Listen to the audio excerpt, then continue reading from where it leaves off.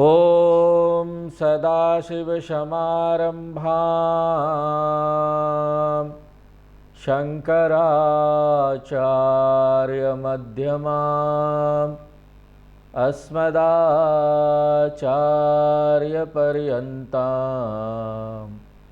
वन्दे गुरुपरम्पराम्।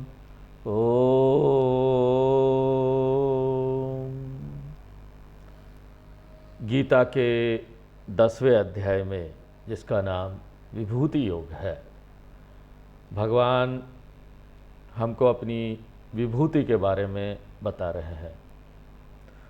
कुछ एक दुनिया में जो महत्वपूर्ण चीज़ है, कुछ तो पौराणिक कहानियों में है, कुछ स्वर्ग में है और कुछ यहाँ पर इस संसार में हमको दिखाई देता है। ऐसे अच्छे अच्छे आकर्षित चीज़ों को गिनाकर भगवान हमको यहाँ बता रहे हैं। उद्देश्य ये है कि हम इनमें से कोई एक चीज़ चुन लें, उसको आलंबन कर लें और भगवान का नाम और भगवान का ध्यान करने के लिए वो हमारे लिए एक प्रतीक हो जाए। वैसे तो भगवान के पास यहाँ पर गिनाने के लिए बहुत कुछ है, सब चीज़ तो नहीं गिना सकते, वो चुन चुन कर कुछ एक चीज़ें बता रहे हैं।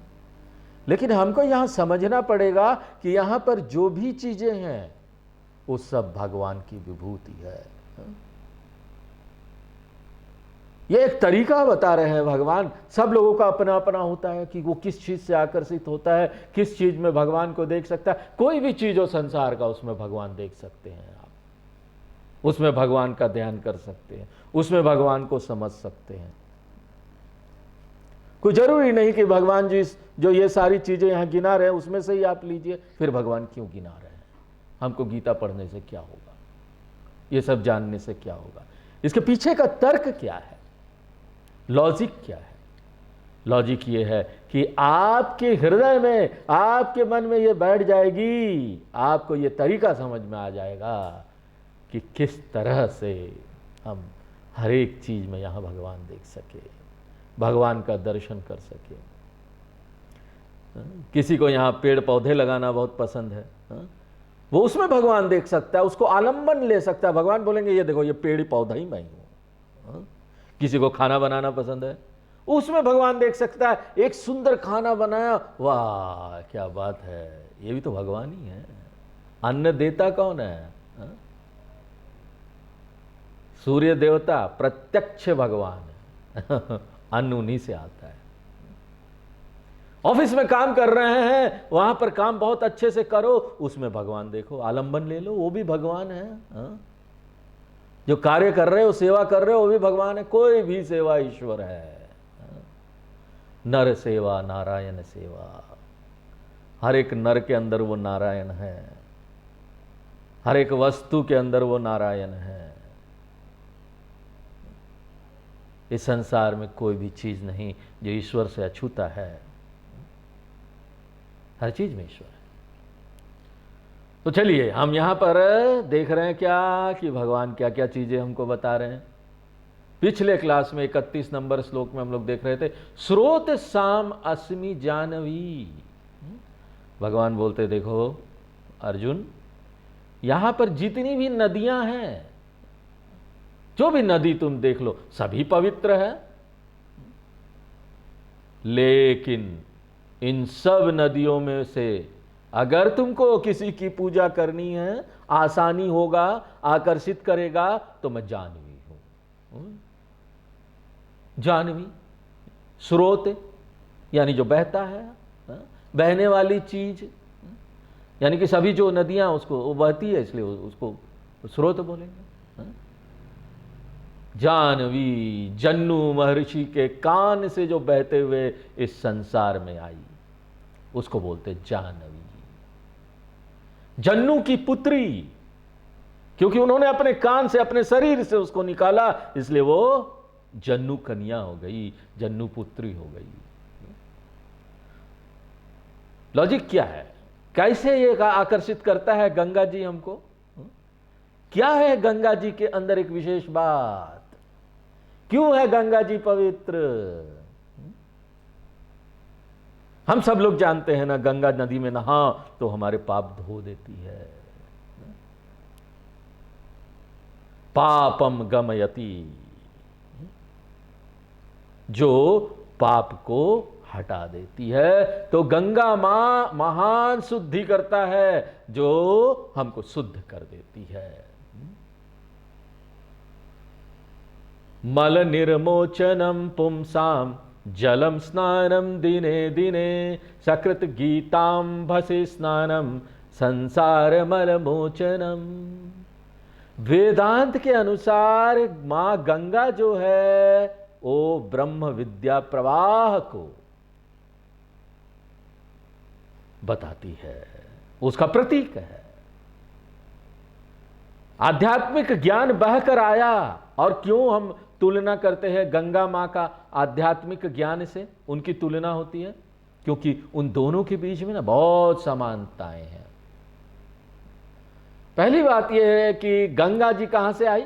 भगवान शिव के माथे से आई, उनके दिमाग से निकली है। मूल रूप से वो स्वर्ग में थी, लेकिन धरती पर आने से पहले हमारे भोले बाबा ने उनको अपने दिमाग के अंदर ले लिया, जटा में उनको थाम लिया अपने सिर में, और उसके बाद गंगा नीचे आ रही है हमको आशीर्वाद देने के लिए उनके सिर से। और ब्रह्म विद्या जो आत्मज्ञान हम प्राप्त कर रहे हैं वो कहां से आ रही है? सदा शिव समारंभम, वही आदि गुरु शिव भगवान के माथे से आ रही है। हो गई ना दोनों एक, गंगा जी भी वहां से आ रही है और ज्ञान भी वहां से आ रहा है। अच्छा, हम बोल सकते हैं हमारे गुरु कौन है? नहीं नहीं नहीं स्वामी जी, हमारे गुरु तो आप हैं, और आपके गुरु कौन है? मैं भी बोलूंगा हमारे गुरु वो है। वो कौन बोलेंगे? वो भी बोलेंगे हमारे गुरु वो है। हा? तो प्रश्न ये उठता है कि सदा शिव के गुरु कौन है? उसके भी कोई गुरु है क्या? प्राकृतिक रूप से यह प्रश्न आएगा कि पहला गुरु कौन है? तो हम बोलेंगे सदाशिव जो है ना वो गुरु लेस गुरु है, उनका कोई गुरु नहीं। सदाशिव समारंभाम शुरू में हम बोलते हैं ना, इसलिए गंगा जी जो है वो शिव भगवान के माथे से आई, और ब्रह्म विद्या ये जो ज्ञान है वो भी शिव भगवान के माथे से आया, इसलिए दोनों समान है। और दूसरी बात यह है, देखो नदी जो है ना ऊपर से नीचे बहती है, हिमालय से आ रहा है, हिमालय से आते हुए बहते हुए नीचे जाती है, और कलकत्ता के पास उधर जाकर गंगा सागर है वहां मिल जाती है सागर में। इसी तरह से पानी अगर कोई बहती है, जल तो इसी तरह से बहती है, क्योंकि धरती में गुरुत्वाकर्षण शक्ति ना वो हर चीज को नीचे खींचती है, ऊपर से नीचे। उसी तरह ब्रह्म विद्या भी कैसे बहती है? गुरु से शिष्य को, और गुरु कहां बैठता है? ऊपर बैठता है, और शिष्य कहां बैठता है? नीचे है।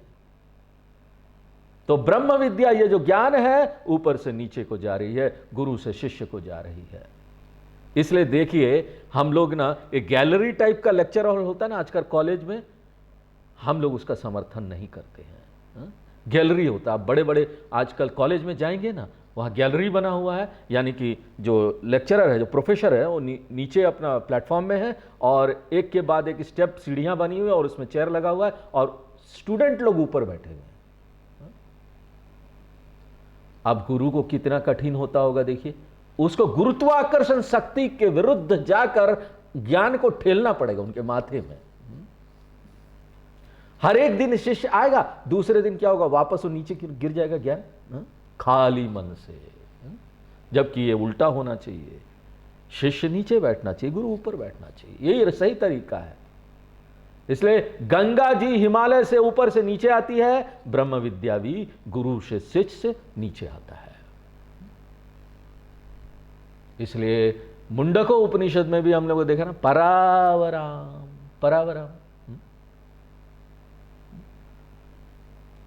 स ब्रह्म विद्या सर्व विद्या प्रतिष्ठाम अथर्वाय ज्येष्ठ पुत्राय प्राहा।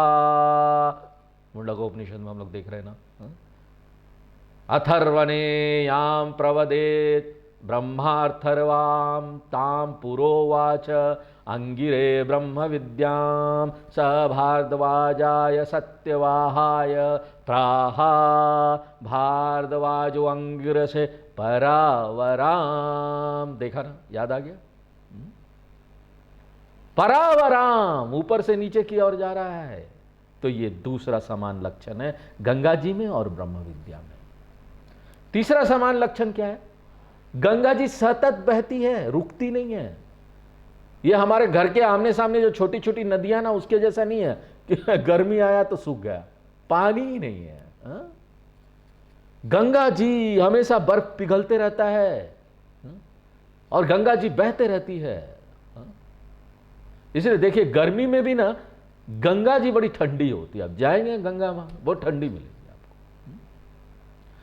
हमको लगेगा चलो बड़ा गर्मी है तो थोड़ा सा गंगा जी में डुबकी लगा ले, ठंडा नहीं होगा लेकिन और ज्यादा ठंडा लगेगा। क्यों?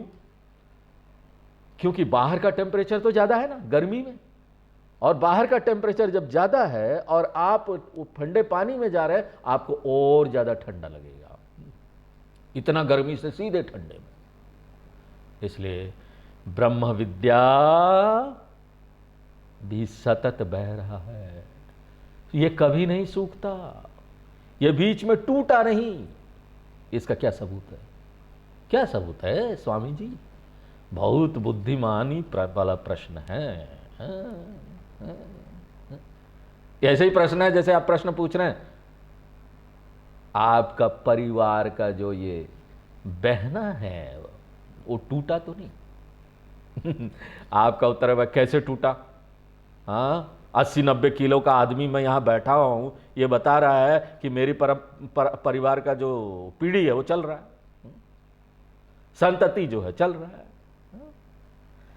तो ये सत्य कि आज भी हम इस ज्ञान को सुन रहे हैं, ब्रह्म विद्या को सुन रहे हैं, ये प्रूफ है, ये सबूत है कि ये सतत बहने वाली है, सतत बह रही है ब्रह्म विद्या। ये तीसरा समान लक्षण है गंगा जी और ब्रह्म विद्या में है। चौथा समान लक्षण क्या है? जैसे ही आप गंगा जी में डुबकी लगाएंगे ना, आप तरोताजा हो जाएंगे। आप ना बहुत थका हुए हो ना, 20 किलोमीटर 15 किलोमीटर तक चलिए, गोमुख से गंगोत्री, वहां पर बहुत पैदल चलते हैं, ट्रैकिंग होता है वहां पर, ऋषिकेश हरिद्वार ऊपर जाकर 20-20 किलोमीटर तक ट्रैक कर रहे हैं, गोमुख से गंगोत्री। वहां पर आप क्या बीच में ना बहुत थक गए ना, गंगा जी में डुबकी लगा दीजिए, देखिए आपको फिर से वो शक्ति आ जाएगी और फिर से आप कई किलोमीटर तक चल लेंगे। तो ये बड़े तरोताजा करने वाला जल है। उसी तरीके से आप जब इस ज्ञान में डुबकी लगाएंगे ना, इसको अपने मन में उतारेंगे, मनन करेंगे, इस शिक्षा में बहेंगे, अंदर जाएंगे, डुबकी लगाएंगे, सुनेंगे। इसको डुबकी लगाने का क्या अर्थ है? श्रवण करना, सुनना अपने कानों से।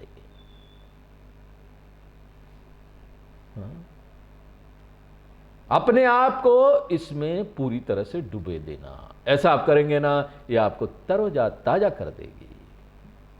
तो देखो, दोनों तरोताजा करती ना, गंगा जी भी तरोताजा कर देती है, एक ज्ञान भी आपका मन ठीक करके आपको तरोताजा कर देती, शांत कर देती। इसलिए हमने आपको अभी श्लोक बताया था, सकृत गीतांभसी स्नानम संसारम मलनोमोचनम। नहाना तो आप रोज करते हैं पानी से, गीता के ज्ञान से नहा लो तो संसार का जो ये मल है ना वो खत्म हो जाएगा। गंगा जी में डुबकी लगाएंगे ना तो आप शुद्ध हो जाएंगे। अगला लक्षण क्या है? समान लक्षण, गंगा जी गोमुख से नीचे कलकत्ता के पास जाती है, गंगा सागर में मिलती है, लेकिन आप कहीं भी डुबकी लगा लेंगे क्या? अरे कितना डेंजर जानवर लोग भी है उसके अंदर। हाँ, कई सारा, कहीं बहुत ज़्यादा गहरा है, कहीं पत्थर उत्थर है, डेंजरस है, रिस्क है। हाँ, कहीं पर डूबने का खतरा है, बहुत ज़्यादा वहां पर वो है, भंवर वगैरह है, वो डुबा देगी। कहाँ कितना गहरा है आपको पता नहीं, इसलिए आप हर जगह पर डुबकी नहीं लगा सकते। जहां पर घाट बना हुआ, स्नान का घाट है, वहीं आप डुबकी लगा सकते हैं। विशेष रूप से जगह बनाया गया डुबकी लगाने के लिए, उसको घाट बोलते हैं। तो जिस तरह से आप गंगा जी में एक विशेष जगह पर डुबकी लगाते हैं, उसी तरीके से ब्रह्म विद्या स्नान भी है। आप कहीं भी डुबकी नहीं लगा सकते, कहीं जाकर भी इसको ज्ञान को नहीं प्राप्त कर सकते। आपको ना गुरु घाट पर आना पड़ेगा। हा? ब्रह्म विद्या के जो गुरु हैं, जो इस ज्ञान को दे रहे हैं, वो एक विशेष जगह है। अगर आप वेदांत का किताब अपने लेकर अपने आप पढ़ेंगे ना, ये बड़ी खतरनाक चीज है। क्यों? क्योंकि एक तो आप समझ नहीं पाएंगे, और दूसरा क्या होगा, आप गलत समझ लेंगे। इसलिए अगर आपको ब्रह्म विद्या चाहिए, उसमें आप डुबकी लगाना चाहते हैं, आपको गुरु घाट पर जाना पड़ेगा। तो ना इस संदर्भ में भी ब्रह्म विद्या और गंगा जी दोनों समान हैं। इसलिए कृष्ण भगवान बोलते हैं स्रोतसाम अस्मि जानवी। आइए 32 नंबर श्लोक पढ़ते हैं। सर्गा नामादिरन्तश्च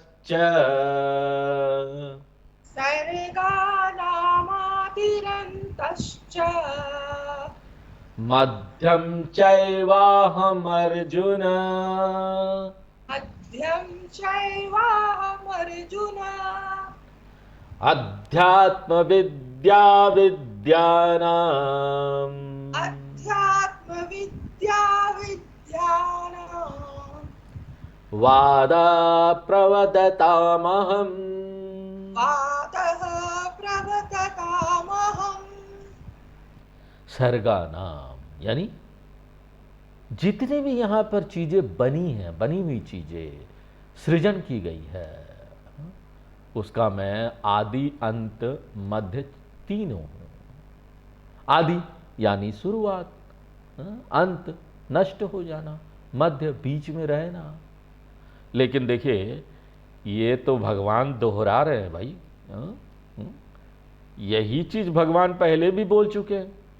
भगवान दोहरा रहे क्यों? 20वां श्लोक में देखिए, भगवान ने एक ही बात बोली, मैं ऐसा आदि अंत मध्य हूं। 20वें श्लोक में अहम आत्मा गुडाकेश सर्वभूताशय स्थितः अहम आदिश्च मध्यम च भूतानामंत एव च। मैं शुरुआत हूं, मैं मध्य हूं, मैं अंत हूं, ये उन्होंने बताया। और यही चीज फिर से वो दोहरा रहे, यहां बता रहे। अब बताइए आप क्या समझेंगे इससे? कैसे इन दोनों का समन्वय करेंगे?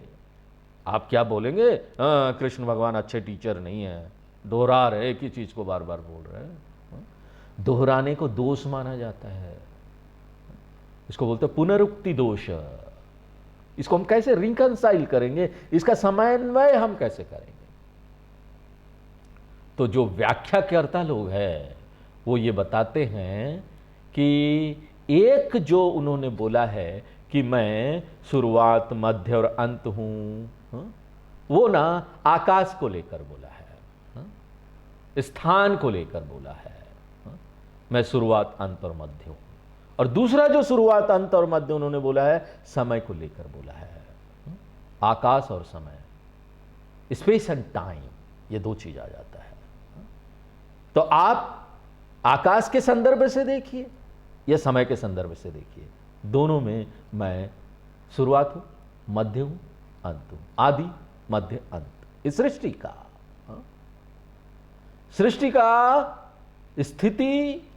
सृष्टि स्थिति लय कारण है हूं, समय के संदर्भ में भी और आकाश के संदर्भ में क्या हूं मैं पाताल लोक हूं, जो सबसे नीचे है। फिर मैं ब्रह्मलोक हूं जो सबसे ऊंचा है, और मैं भूलोक हूं जो बीच में है। तो क्या हो गया? आदि अंत मध्य, सब कुछ मैं हूं। उसर्गा नाम आदि मध्यम अंत अहमेव अर्जुना। उसके बाद भगवान बोलते हैं अध्यात्म विद्या विद्यानाम। विद्या यानी ज्ञान की कोई भी शाखा है, कोई भी साइंस है, विज्ञान है, उसको विद्या बोलेंगे। और यहां पर बहुत सारी शाखाएं है ज्ञान की, हमारी परंपरा में बहुत सारे ब्रांचेस है ज्ञान का। ऐसे तो और भी है भौतिक विद्या। दूसरी यहां पर देखेंगे वेद विचार है, उसके बाद शिक्षा है, कल्प है, व्याकरणम है, निरुक्तम है, छंद है, ज्योतिष है, ये सारी चीज विद्याएं हैं, बहुत सारी शाखाएं हैं इन विद्याओं का। आधुनिक विज्ञान भी है, और उन सब में से ना मैं ना आध्यात्मिक ज्ञान हूं। आध्यात्म विद्या अहम अस्मि, क्योंकि जितने भी यहां पर विज्ञान की शाखाएं हैं ना, वो आपको वो अनात्मा के बारे में बताती है। चाहे आप इंग्लिश पढ़ लीजिए, मैथ्स पढ़ लीजिए, फिजिक्स पढ़ लीजिए, केमिस्ट्री पढ़ लीजिए, बायोलॉजी पढ़ लीजिए, इलेक्ट्रिसिटी पढ़ लीजिए, मैग्नेटिज्म पढ़ लीजिए, कुछ भी पढ़ लीजिए। हाँ? कोई भी चीज आप यहां जानते हैं, आप जान लीजिए, लेकिन वो आपको आत्मा के बारे में नहीं बताता, वो सब आपको अनात्मा के बारे में बता रहा है, भौतिक चीजों के बारे में बता रहा है। जबकि आध्यात्म विद्या क्या है? आध्यात्म विद्या आत्मविद्या है। इसलिए देखिए गीता के 9वें अध्याय को क्या नाम दिया गया? आत्मज्ञान यानी राजविद्या, राजगुह्य होगा। राजविद्या यानी विद्याओं का राजा है ये। जितने भी संसार में ज्ञान है उन सब का ये राजा है। और हम क्यों बोलते हैं कि आत्मज्ञान सबसे महान है? इसके लिए आप बहुत सारे कारण बोल सकते हैं। हाँ? चलिए यहां पर टाइम नहीं, हम थोड़ा सा आपको बताएंगे। हाँ? पहला जो चीज है, आत्मा जो है वही सत्य है, एकमात्र सत्य है। बाकी सब चीज जो यहां पर मिथ्या है। इसलिए कोई भी दूसरा शाखा आप विज्ञान का पढ़ेंगे ना, वो आप क्या पढ़ रहे हैं? मिथ्या पढ़ रहे हैं। जबकि ये ज्ञान क्या है? ये आपको सत्य के बारे में बता रहा है। ये पराविद्या है, बाकी सब अपराविद्या है। कठोपनिषद में शंकराचार्य जी बोलेंगे, क्या बोलेंगे? अपराही विद्या विद्या। जितने भी यहां अपराविद्या है ना, जो भौतिक विद्या है, इस ज्ञान को छोड़कर, जो वेदांत क्या गया है, उस ज्ञान को छोड़कर, उसको पढ़ना कैसा है मालूम? आप अज्ञानी के अज्ञानी हैं। जितना भी बड़ा हो जाए, आप इंजीनियर हो जाओ, डॉक्टर हो जाओ, आईआईटी पढ़ लो, आईएम पढ़ लो, हार्वर्ड पढ़ लो, कहीं पढ़ लो, आप क्या हो? अज्ञानी हो। क्यों? अरे वो सब चीजें जो बताया जा रहा है उसमें, वो सब आसार चीजें हैं। इसलिए सत्य ज्ञान ये महान है, इसलिए ये विद्या महान है। और दूसरा कारण क्या है? एकमात्र यही ज्ञान है जो व्यक्ति को मुक्त कर देता है। एक व्यक्ति को सीमितता का अनुभव होता है ना, ये बहुत बड़ी समस्या है मनुष्यों में। उसको लगता है देखो हम सीमित हैं। शरीर से भी सीमा का अनुभव होता है, ज्यादा खा नहीं सकते, ज्यादा मीठा खा लो तो शुगर हो जाएगा, ज्यादा काम नहीं कर सकते, ज्यादा सेवा भी नहीं कर सकते, ज्यादा चल नहीं सकते, ज्यादा देख नहीं सकते, ज्यादा दूर तक सुन नहीं सकते। सब में लिमिटेशन है, शरीर में सीमा है। और यही इस सीमा से हम बाहर आना चाहते हैं, हम असीमित होना चाहते हैं। ये हमारे कामना के रूप में यहां अभिव्यक्त होता है। इसीलिए कामना है। कामना क्यों है? क्योंकि अंदर असीमित है ना, हम कुछ करके अपने आप को बड़ा बनाना चाहते हैं। वो हमारे अंदर ये भावना है कि हम अभी छोटे हैं, शरीर से छोटे हैं, मन से भी छोटे हैं। भावनात्मक सीमितता है यहाँ। क्या है भावनात्मक सीमितता? क्या है? शरीर का तो मैंने बता दिया। हाँ, भावना में क्या है? मन में क्या है? मन में हमेशा आता है ना, देखो कोई लोग मुझे प्रेम नहीं करता, हाँ? मेरे बच्चे मुझे प्रेम नहीं करते, कोई मुझे पूछता नहीं, थोड़ा सा तबीयत खराब होता किसी का फोन ही नहीं आया, कोई मेरा सूद ही नहीं लेता, मैं ठीक हूं कि नहीं ठीक हूं। ये सब क्या है? मानसिक कमी का अनुभव करना, मानसिक सीमा का अनुभव करना। इसलिए आप ना फिर संबंध बनाना चाहते, कोई ना कोई तो हो जो हमारा ध्यान रखे, हमसे पूछते रहे। उसके बाद तीसरा सीमा का अनुभव हम क्या करते हैं? बौद्धिक सीमा। तीसरा सीमा बुद्धि के लिए स्तर पर है। बुद्धि के स्तर पर हम जितना भी जान जाएं यहां, उतना ही हम जानेंगे कि हम कितना कम जानते हैं। जितना जाने हम यहां, जितना अपने आप को यहां जानकारी देते रहें, हमको लगेगा हमने कम जाना। ये तीनों जो सीमितता का अनुभव हमको होता है, इसी को बोलते हैं ये संसार है। कोई भी ज्ञान की शाखाएं हो, आत्मज्ञान के अलावा कोई भी ज्ञान का शाखा हो, यह सीमा को दूर नहीं कर सकता। आपके अंदर जो ये सीमा का अनुभव होता है उसको दूर नहीं कर सकता। यही नहीं कि ये दूर नहीं करेगा, वो और ज्यादा इस सीमा को पुष्ट करेगा, बढ़ाएगा। कुछ एक दुनिया में बुद्धिमान लोग हुए, वैज्ञानिक लोग, बोलते हैं कि आइंस्टाइन या न्यूटन या थॉमस एडिसन, ये सब बड़े साइंटिस्ट थे। थॉमस एडिसन बल्ब उसने बनाया, न्यूटन कई सारे नियम दिए विज्ञान के, आइंस्टाइन टाइम स्पेस पता नहीं क्या क्या बता दिया। ये लोगों में से किसी एक ने बोला है, मुझे पता नहीं किसने बोला है, लेकिन बोला है कि अब इन लोगों ने कितनी सारी खोज की, ऐसी खोजें जो एक सामान्य मनुष्य अपने दिमाग से सोच नहीं सकता।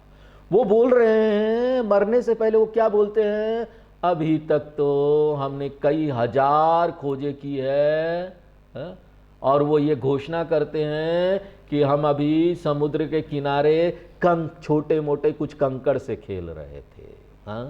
अभी तक बस हमने उतर ही जाना, समुद्र के अंदर तो घुसे भी नहीं अभी। इतना बड़ा समुद्र, इतना सब कुछ जानने के लिए। जितना आप साइंटिस्ट बनेंगे, जितना जानते जाएंगे, अपने बुद्धि से जितना जानकारी लेते जाएंगे ना, वो आपकी सीमा को और पुष्ट करता जाएगा, आपको बताता जाएगा भाई जाना नहीं जा सकता। यही तो है ना, माया इसी को बोलते हैं। नहीं जाना जा सकता, वो माया है। ये आत्मज्ञान है जो आपको ये सीमा भी हटा देती है, बौद्धिक सीमा आपको पूर्ण कर देती है। इसलिए तो बोलते हैं कि ऐसा ज्ञान है ना, इसको जानकर सब जान लिया जाता है। एक बार आपने इसको जान लिया ना, हर चीज में जाके खोजने की जरूरत नहीं है, आप सब जान लेते, सबके अंदर क्या आपको पता चल गया। इसीलिए तो हम लोग ना पूर्णमद पूर्णमिदं पूर्णात् पूर्ण, उठिएगा मत, अभी खत्म नहीं हुआ, गीता चल रहा भैया, उठना नहीं है। हम ये श्लोक बोल रहे हैं मतलब कि हम लोग पूर्णता का अनुभव करने के लिए यहाँ ये ज्ञान प्राप्त कर रहे हैं, और ये सिर्फ आत्मज्ञान से आएगा। इसलिए ये मुक्त कर देने वाला ज्ञान है। ये दूसरा कारण है। अगर आपको और कारण जानना है श्रेष्ठता के लिए, ये श्रेष्ठ है ज्ञान। और कारण क्या? ये एक विलक्षण ज्ञान है, और इसमें बहुत कम लोग आ पाते हैं। इसलिए ज्यादा लोग नहीं आते, इक्का दुक्का इधर उधर से मिल जाए, हीरा है वो, समझ लो। बड़े जीवन का पुण्य करते हुए यहां पर पहुंचे, नहीं तो पहुंच भी नहीं पाते। और यही बात गीता के दूसरे अध्याय में व्यासाचार्य जी ने बताया कि ज्यादातर लोग इस ज्ञान में नहीं आते, और जो लोग इक्का दुक्का इधर से छट छट कर आ भी जाते उसमें, ज्यादातर लोग उसमें से भी समझ इसको नहीं पाते। इसलिए ये जो ज्ञान है ना, वो महान विलक्षण ज्ञान है। इसलिए कृष्ण भगवान बोल रहे मैं आध्यात्मिक ज्ञान हूं। उसके बाद क्या बोल रहे, वाद प्रवदतामहम। वाद यानी बहस करना, संवाद करना, चर्चा करना, सत्य पर आने के लिए चर्चा करना, इसको बोलते वाद। हमारी परंपरा में बहुत सारे तरीकों के चर्चा के बारे में बात की जाती। हम लोग एक दूसरे से बात करते हैं ना, कोई भी चीज आप उसको अच्छी तरीके से अध्ययन कीजिए और उसके बारे में जानिए, इसको बोलते हैं वाद। उसके बाद जल्प के बारे में बात किया जाता है, वितंड के बारे में बात किया जाता है, जाति के बारे में बात किया जाता है, चलम के बारे में। ये तरीका है, चर्चा करने का तरीका है अलग अलग। वितंड, जल्प, जाति, चलम, अलग अलग प्रकार के डिस्कशंस हैं। वाद और संवाद किसके बीच होता है? गुरु और शिष्य के बीच में। और इसका सिर्फ एक ही उद्देश्य है, सत्य पर आना। जबकि दूसरा जो बहस होता है वो क्या है? उसमें सत्य पर आना उद्देश्य नहीं होता। लोग एक दूसरे से बहस करते हैं, हम तुमसे जीत जाएंगे, जीतने के लिए बहस करते हैं। ज्यादातर जो चर्चाएं लोग एक दूसरे से करते हैं ना, उसमें दूसरों की बात तो सुनते ही नहीं है, जब हम बहस कर रहे होते हैं ना तो दूसरा व्यक्ति तैयारी कर रहा होता है कि हमको क्या बोलना है, हमको क्या बोलना है। उसको दूसरे व्यक्ति की बात ध्यान से सुननी ही नहीं, वो तो ये तैयारी कर रहा है मुझे क्या बोलना है। हम अपने घर में ही देखें, एक दूसरे के बीच में बहस होता है ना, ज्यादातर समय हम भी यही कर रहे होते हैं। जब दूसरा व्यक्ति बोल रहा होता है ना तो बहुत कम होता है कि हम उसको सुन रहे होते हैं। हम तो बस योजना बना रहे होते हैं, जैसे वो चुप होगा मैं उस पर धावा बोल दूंगा, अटैक, अपनी बातों से अटैक। इसका क्या अर्थ है, जो आप बोल रहे हैं ना कोई भी उसको सुन नहीं रहा है। अगर ये आपके लिए सत्य है तो आप ये जान लीजिए, जब आप चिल्ला रहे होंगे ना, बोलना भी नहीं, चिल्लाना, ज्यादातर चिल्लाते हैं ऐसे जब होता है तो आप ये मत सोचिए दूसरा व्यक्ति आपको सुन रहा है। 99% आप निश्चित हो जाइए कि जब हम बात कर रहे हैं ना दूसरा व्यक्ति उसको नहीं सुन रहा है। क्योंकि जब आप चर्चा शुरू करते हैं, डायलॉग शुरू करते हैं, बहस शुरू करते हैं, तो शुरू में तो आप जानने के लिए शुरू करते हैं, लेकिन जैसे ही हमारा अहंकार हमारे ऊपर हावी हो जाता है ना, तो ना हम अपने अज्ञान को स्वीकार करने के लिए तैयार नहीं होते। मैं अपने कमी को स्वीकार नहीं करता। इसलिए तो अंग्रेजी में एक कहावत है कि ना, हीटेड आर्ग्यूमेंट, हीटेड मतलब गरम गरम बहस जब होता है ना, गर्मी पैदा होती है, प्रकाश नहीं पैदा होता। प्रकाश आपको रास्ता दिखाएगा। आप जब दूसरे से बहस करते हैं ना, गर्मी पैदा करता है। वाद का अर्थ हुआ कि वो कभी भी गर्मी पैदा नहीं करता, वो मेरे अहंकार को नहीं बढ़ाता। हर समय हम इसमें दिलचस्पी रखते हैं कि हम सत्य को कैसे जाने। मैं तैयार हूं ये स्वीकार करने के लिए कि मैं गलत हूं। अगर ये स्पष्ट हो जाता है ना मुझे, मैं गलत हूं, मैं मान लूं, मैं गलत था। बड़ा कठिन है इसको मानना कि मैं गलत था। मैं अपने आप को सुधार लूंगा, क्षमा कीजिए। इसके लिए मुझे अपने अहंकार को साइड रखना पड़ता है। इसलिए तो जब हम लोग वेदांत में आते हैं ना, हम प्रेरित करते हैं दूसरे को, गुरु को नमस्कार करो भैया। शिष्य को बोला जाता है नमस्कार करो। जब आप गुरु को नमस्कार करते हैं ना बार बार, तो प्रतीकात्मक रूप से आप ये घोषणा कर रहे हैं कि हे गुरु, मैं अपना अहंकार साइड रखने के लिए तैयार हूं और मैं आपको अपनी सारी धारणाओं को छोड़कर सुनने के लिए तैयार हूं।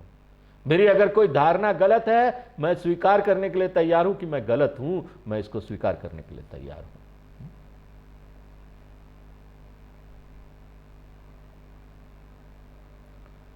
जब भी मैं यहां पर आपका खंडन करता हूं, मैं खंडन कर रहा हूं, तो आप मेरा खंडन कर देते हैं। मैं कुछ बोल रहा हूं, आप कह रहे नहीं, आप ऐसे नहीं, आप मेरा खंडन कर देते हैं।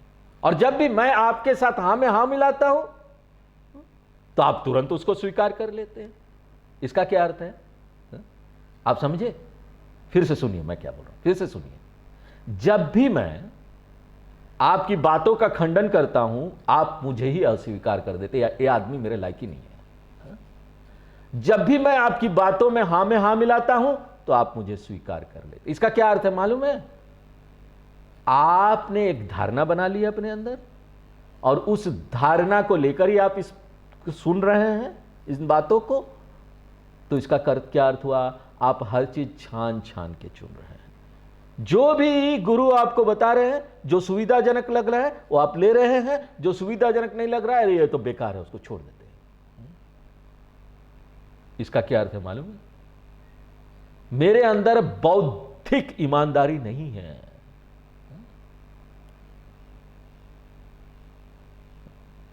तो वाद वो है जहां मैं अपने अहंकार को अलग रख देता हूं। मैं ना खुले रूप से स्वीकार करने के लिए तैयार हूं, मन से ही नहीं, मन से स्वीकार। अरे मन से किसने जाना है? मुंह से बोलो किसी को कि मेरे से गलती हो गई, क्षमा कीजिए, बोल सकते हैं मुंह से? नहीं, मन से मान लिया, बोलने का क्या जरूरत है? अच्छा, अभी भी अहंकार घमंड रखे हुए हो, सामने जाके स्वीकार करो, बोलो उसको कि मुझसे गलती हो गई। मैं तैयार हूं दूसरे व्यक्ति को सुनने के लिए, और यह सबसे कठिन चीज है।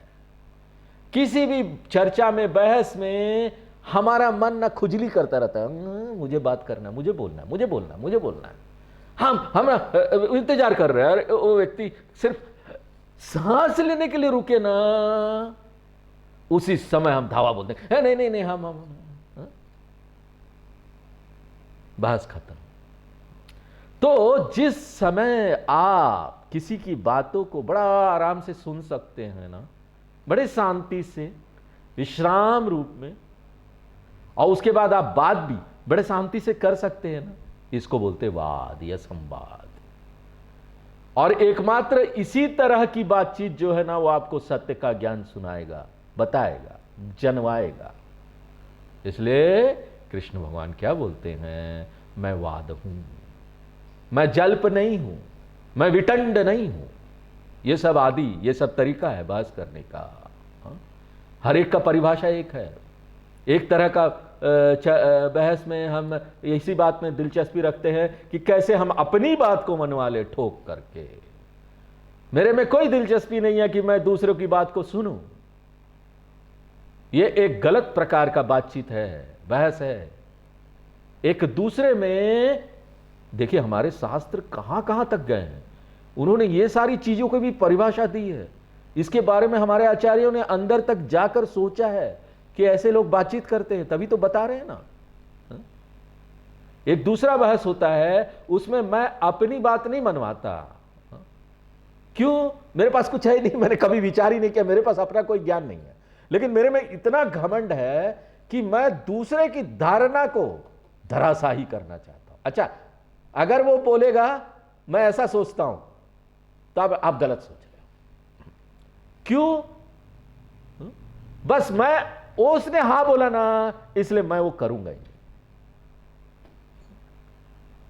एक ही कारण है, मैं उसकी सोच को मिटा देना चाहता हूं। इसलिए ये सब गलत है। ये गलत है कि अगर कोई मेरे जैसा सोच रहा है तो वो सही है, अगर नहीं तो हम उसको छोड़ देंगे। तो यहां पर कई सारे चर्चा करने का, बहस करने का, बातचीत करने का जो तरीका है ना, उसके बारे में हमारे में शास्त्रों में बड़ा विचार किया गया है। हर एक के लिए एक एक परिभाषा दी गई है, लंबी लंबी। अब इसका भी डिटेल में मैं नहीं जाऊंगा, यहां पर वो जगह भी नहीं है जहां पर इसके बारे में बताया जाए। वाद संवाद में हूं। आगे 33 नंबर श्लोक पढ़ते हैं। अक्षराणामकारोऽस्मि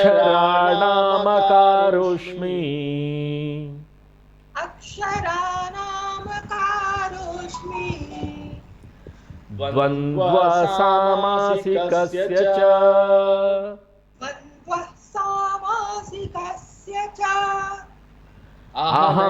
अहमेवाक्ष्यकालः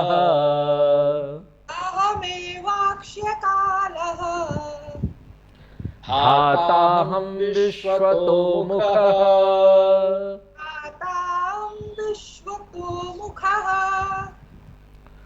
तो भगवान बोलते जितने भी अक्षर है ना, देखो देखो क्या कृष्ण भगवान क्या क्या चीज यहां ले रहे हैं। अब अक्षर के बारे में बता रहे हैं।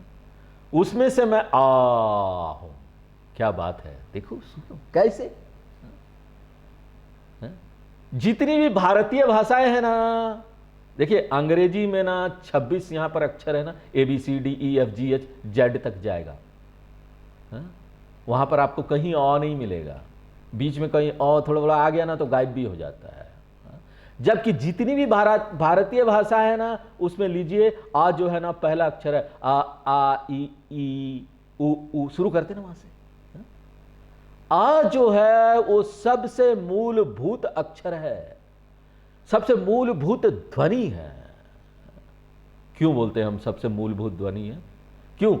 क्योंकि आप अपना मुंह खोलिए ना, जब हवा पास होता है ना मुंह खोलते समय, तो पहला जो ध्वनि निकलता है क्या आएगा? आ। इसके अलावा और कुछ आ ही नहीं सकता। जब भी आप मुंह खोलिए, अपनी ध्वनि को बाहर आना दीजिए। पहला चीज जो अक्षर जो पहला आता है वो है आ। आप कोई भी हो, आप चाइनीज हो, रशियन हो, जापानीज हो, अमेरिकन हो, कोई भी हो, किसी भाषा का भी व्यक्ति हो, अगर वो मुंह खोलेगा ना, पहला जो ध्वनि आता है एकमात्र वो है आ। इसलिए तो हम चाहते हैं बच्चे अपना मुंह खोले, बोलो बोलो बेटा आ। कभी उसको ये नहीं बोलते ई ऊ ई ऐसे बोलो, कभी नहीं बोलते। इसलिए जब भी आप मुंह खोलते हैं तो सबसे बेसिक ध्वनि जो आपके मुंह से आती है अ है।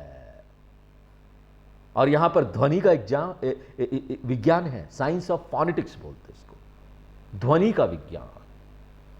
उसमें बताया जाता है कि जितने भी अक्षर है ना वो आ का ही परिवर्तित रूप है, अ से ही सारे अक्षर निकले हैं।